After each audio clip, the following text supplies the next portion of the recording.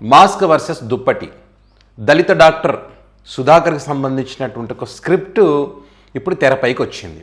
ఎందుకు వచ్చింది ఏమిటన్న దానికి సంబంధించి మీకు ఒక వీడియో ఎవిడెన్స్ కూడా మీకు ఇక్కడ చూపిస్తా.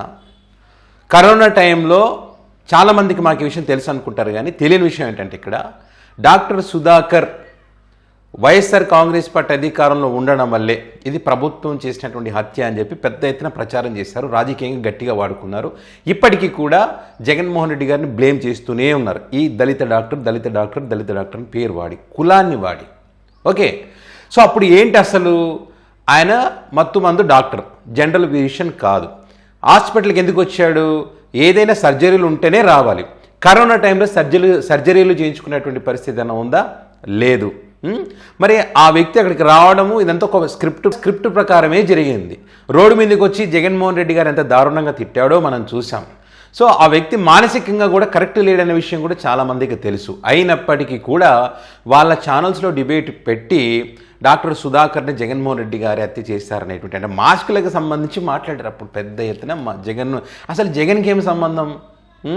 జగన్కి సంబంధం లేని విషయాలు ఇరికించేసి జగన్మోహన్ రెడ్డి గారిని బ్లేమ్ చేసే పరిస్థితి అప్పుడు మనం చూసాం.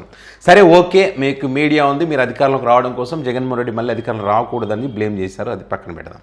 సో ఇప్పుడు ఎందుకు ఈ టాపిక్ వచ్చింది, ఎందుకు స్క్రిప్ట్ గురించి మాట్లాడాల్సి వచ్చింది అంటే, ఇక్కడ ఇప్పుడు సకల శాఖ మంత్రి అనే పేరున్నటువంటి నారా లోకేష్ గారు, సకల శాఖ పేరున్నటువంటి పవన్ కళ్యాణ్ గారు, వీరు తమ శాఖలకు సంబంధించి మాత్రం మాట్లాడరు, వేరే శాఖలో ఏలు పెట్టేస్తారు. అది అందరికీ తెలుసు.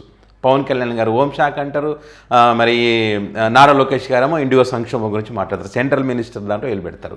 సో ఇప్పుడు విద్యా రంగం ఏ రకంగా ఉందో, అద్భుతాలు జరిగిపోతున్నాయి అన్నారు కదా. ఒక విద్యార్థిని పాపం దుప్పటి అడిగారని దొబ్బే అని చెప్పి బయటకు పంపించారు, అది కూడా రాత్రి పూట.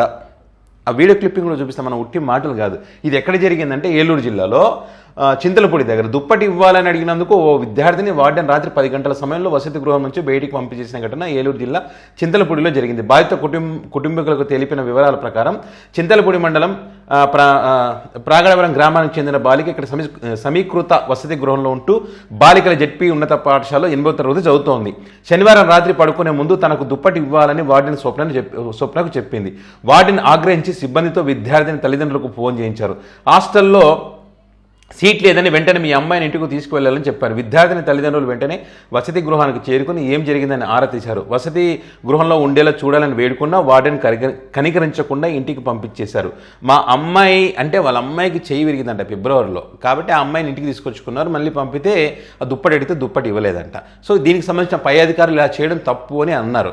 అయితే ఇక్కడ మీకు ఒక వీడియో క్లిప్పింగ్ చూపిస్తా చూడండి, ఎందుకంటే పంపించారో లేదని డౌట్ ఉంటుంది కాబట్టి అలాంటి వాళ్ళ కోసం వీడియో క్లిప్పింగ్. అర్ధరాత్రి పూట బయటికి పంపించినటువంటి పరిస్థితి అమ్మాయిని పాపం.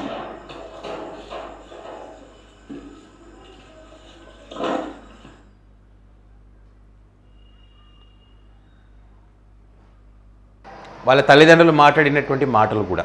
రాత్రి 7:30కి ఫోన్ చేసి మీ పాపకి సీటు ఆన్లైన్లో సీట్ అయితే తీసుకెళ్ళిపోమని అక్కడ వర్క్ చేసి ఒక అమ్మాయికి ఫోన్ చేసింది.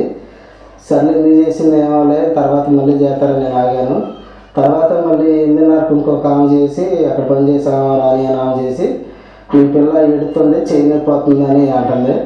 అన్న తర్వాత అసలు చెయ్యి నొప్పి రావటం ఏంటని మా పాపకి చెయ్యి ఎరిగింది, ఆపరేషన్ చేయించాం. 7వ తరగతిలో ఎరిగింది. 8వ తరగతిలో మళ్ళీ జాయిన్ చేసాం. చేసిన తర్వాత మీ పాప చెయ్యి నొప్పిపోతుందంట, వచ్చి తీసుకెళ్ళిపోండి అయిందని అన్నారు. అన్న తర్వాతే వెళ్ళి హాస్టల్ దగ్గరికి వెళ్ళే పరుగు 9 అయింది.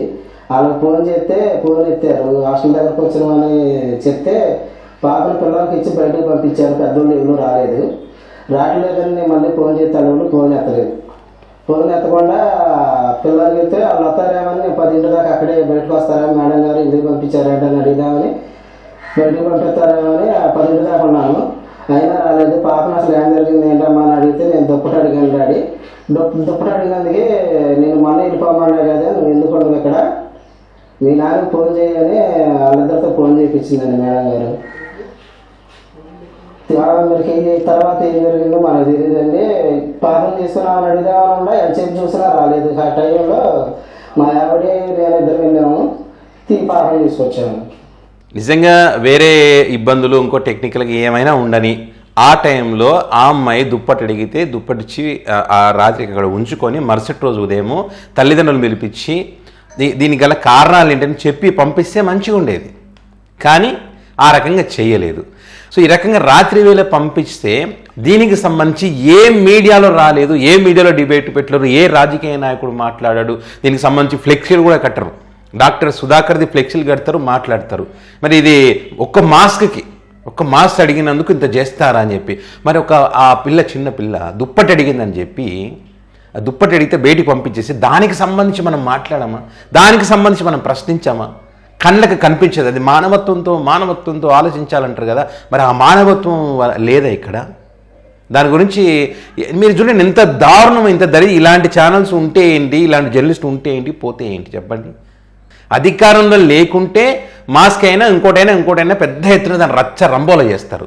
ఇది మాత్రం బయటికి రావాల్సిన విషయం, న్యాయం చేయాల్సిన విషయాల్లో మాత్రం ఏమీ మాట్లాడరు. ఎందుకంటే వాళ్ళ ప్రభుత్వం మంచి ప్రభుత్వం కదా, ఇలాంటి బయటకు వస్తే చెడ్డ పేరు వస్తుందని చెప్పరు. సో ఇది పరిస్థితి చూడండి. మాస్కుకున్న విలువ ఒక స్టూడెంట్ దుప్పటి అడిగితే లేదు, దాని గురించి మాట్లాడరు.